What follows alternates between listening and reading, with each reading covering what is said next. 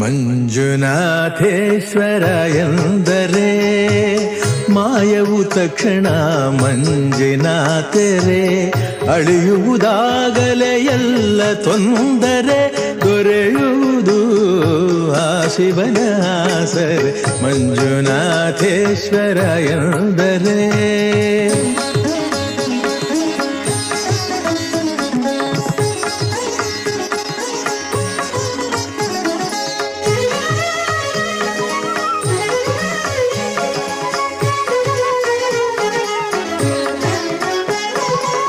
ಯೋಗಿಯ ಯೋಗಿಯೋ ಯವನಾಗಿ, ವೇದಾಗಮಗೆ ಮಿಗಿಲಾಗಿ. ಯೋಗಿಯ ಯೋಗಿಯೋ ಯವನಾಗಿ,